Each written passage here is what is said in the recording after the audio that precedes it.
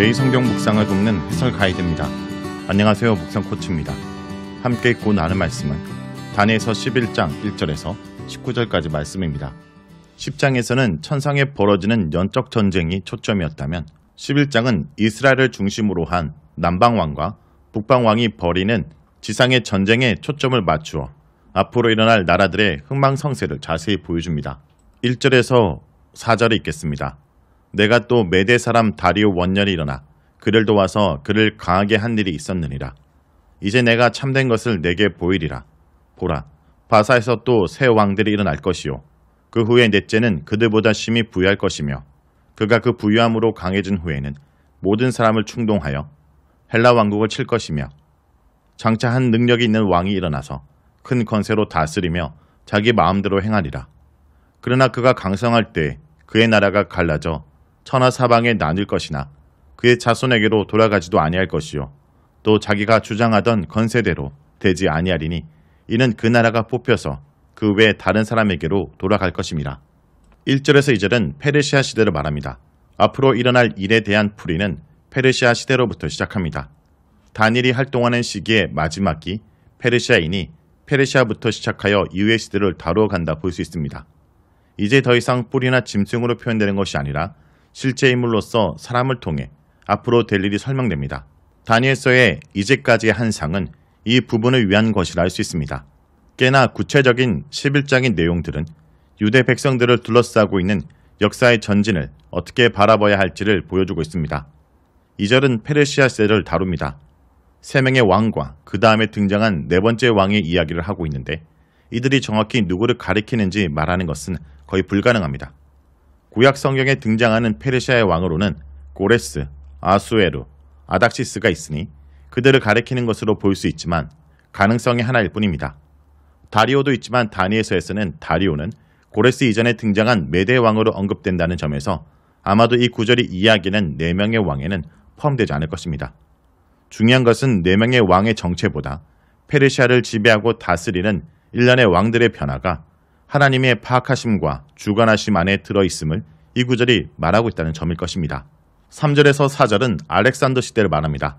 3절에서 언급되는 능력 있는 왕은 알렉산더를 가리킵니다. 다니엘서에서는 알렉산더의 시대를 매우 강력했던 시대로 그리는 것 외에는 아무런 가치나 비중을 두진 않습니다. 강력한 제국의 건설자라는 것 외에 알렉산더에 대해 더 이상 아무 평가를 주지 않는 셈입니다. 오히려 4절은 자신의 뜻과 권세와는 아무런 상관없이 그 나라가 쪼개진다고 진술하고 있다는 점에서 세상의 강력한 왕권이 얼마나 허무한지를 보여주고 있습니다. 다음은 5절에서 19절 읽겠습니다. 남방왕들은 강할 것이나 그 군주들 중 하나는 그보다 강하여 건세를 떨치리니 그의 건세가 심히 클 것이요 몇 해 후에는 그들이 서로 단합하리니 곧 남방왕의 딸이 북방왕에게 가서 하친하리라. 그러나 그 공주의 힘은 쇠하고 그 왕은 서지도 못하며 권세가 없어질 뿐이라. 그 공주와 그를 데리고 온 자와 그를 낳은 자와 그때 도와주던 자가 다 버림을 당하리라.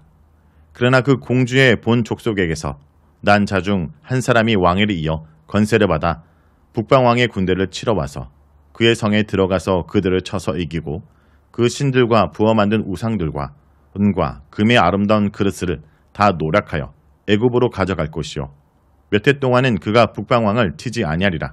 북방왕이 남방왕의 왕국으로 쳐들어갈 것이나 자기 본국으로 물러가리라. 그러나 그의 아들들이 전쟁을 준비하고 심히 많은 군대를 모아서 물이 넘친같이 나올 것이며 그가 또 와서 남방왕의 견고한 성까지 칠 것이요 남방왕은 크게 노하여 나와서 북방왕과 싸울 것이라. 북방왕이 큰 무리를 일으킬 것이나 그 무리는 그의 손에 넘겨준 바 되리라. 그가 큰 무리를 사로잡은 후에 그의 마음이 스스로 높아져서 수만 명을 엎드려뜨릴 것이나 그 세력은 더하지 못할 것이요 북방왕은 돌아가서 다시 군대를 전보다 더 많이 준비했다가 몇 대 곧 몇 해 후에 대군과 많은 물건을 거느리고 오니라.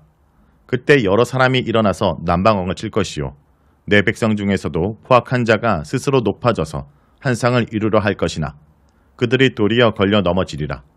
이에 북방왕은 와서 토성을 쌓고 견고한 성읍을 점령할 것이요 남방 군대는 그를 당할 수 없으며 또 그가 택한 군대라도 그를 당할 힘이 없을 것이므로 오직 와서 치는 자가 자기 마음대로 행하리니 그를 당한 사람이 없겠고 그는 영화로운 땅에 설 것이요 그의 손에는 멸망이 있으리라.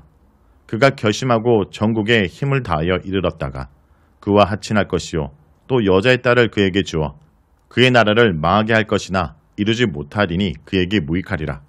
그 후에 그가 그의 얼굴을 바닷가로 돌려 많이 점령할 것이나 한 장군이 나타나 그의 정복을 그치게 하고 그 수치를 그에게로 돌릴 것이므로 그가 드디어 그 얼굴을 돌려 자기 땅 상성들로 향할 것이나 거쳐 넘어지고 다시는 보이지 아니하리라.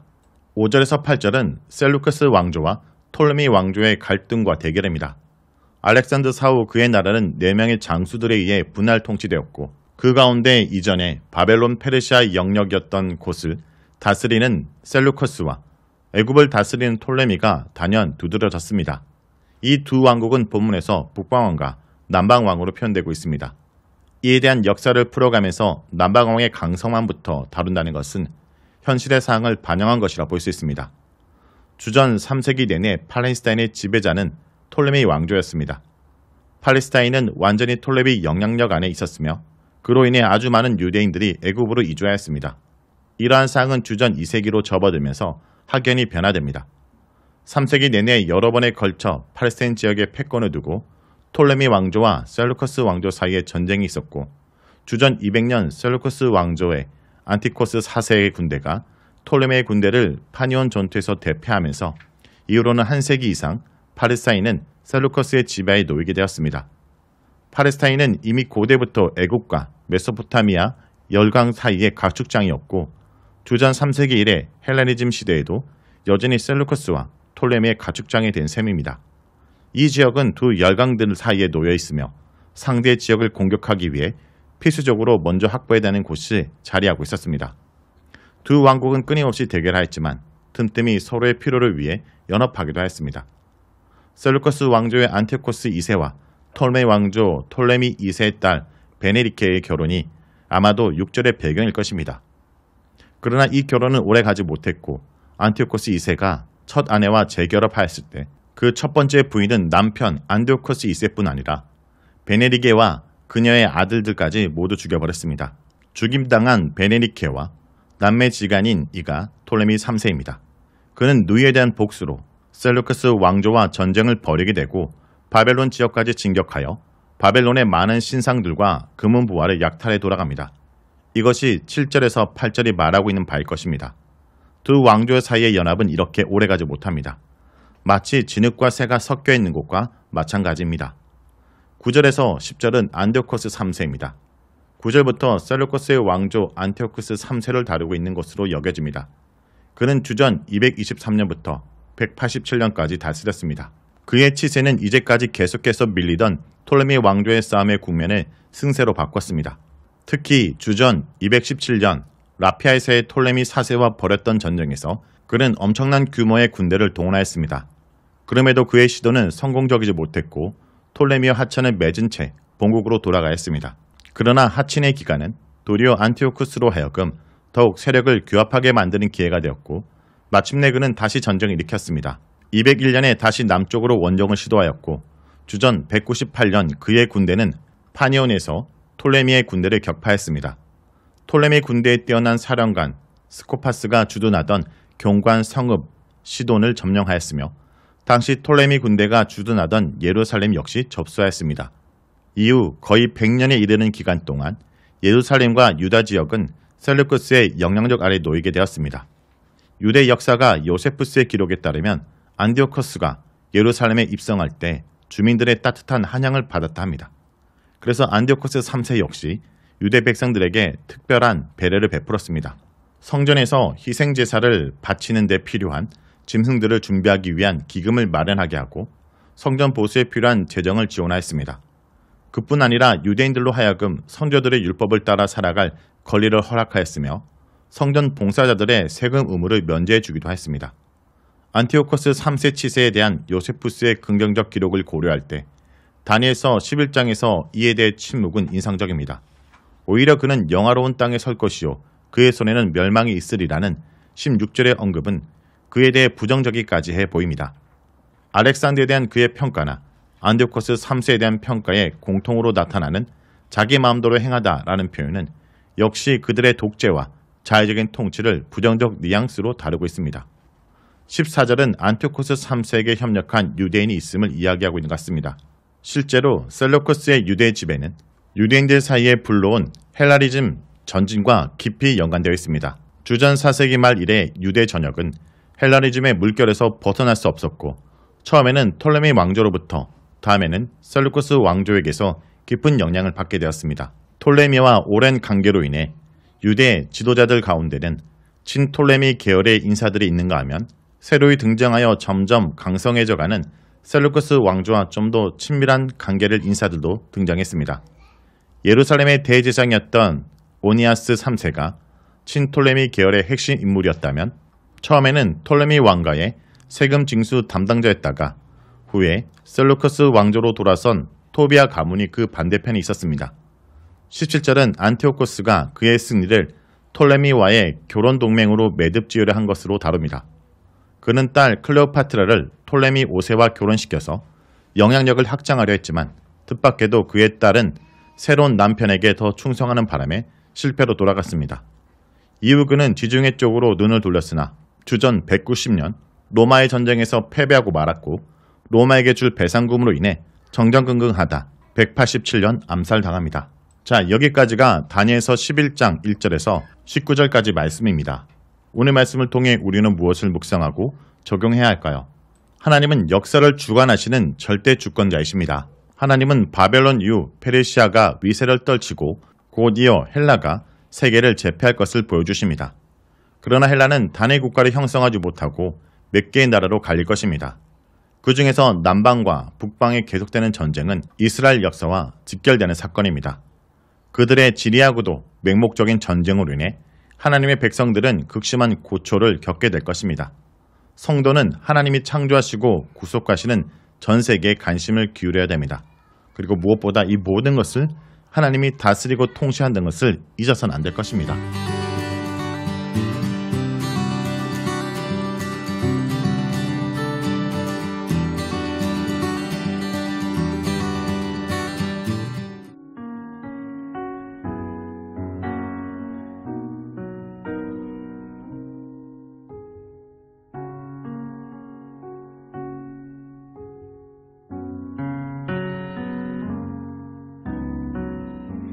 모든 것 아시는 주님, 나의 맘의 연약함 보시고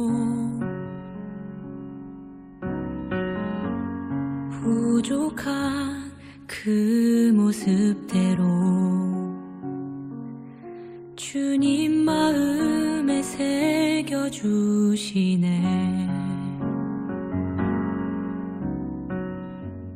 주님께 도로한 마음 하나하나 헤아려 주시니 그 마음 그 아픔들을 주님 손으로 품어주시네.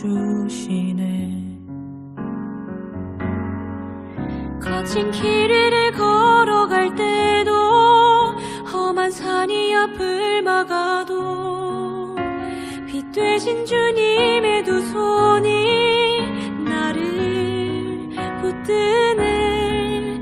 주의 마음이 닿은 내 삶에 저민 슬픔을 씻으시는 주님을 찬양, 주 이름을 찬양하네.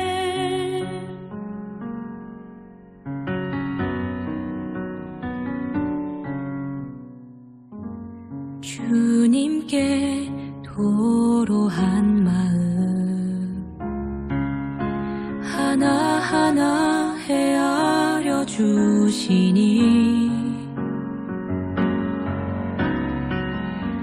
그 마음 그 아픔들을 주님 손으로 품어주시네. 거친 길 위를 걸어갈 때도 험한 산이 앞을 막아도 빛 되신 주님의 두 손이 나를 붙드네. 주의 마음이 닿은 내 삶에 저민 슬픔을 씻으시는 주님을 찬양, 주 이름을 찬양하네.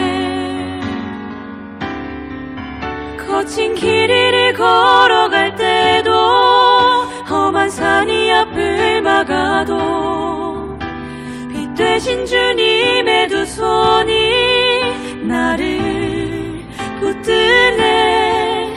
주의 마음이 닿은 내 삶에 저민 슬픔을 씻으시는 주님을 찬양, 주 이름을 찬양하네. 주의 마음이 닿은 내 삶에 저민 슬픔을 씻으시는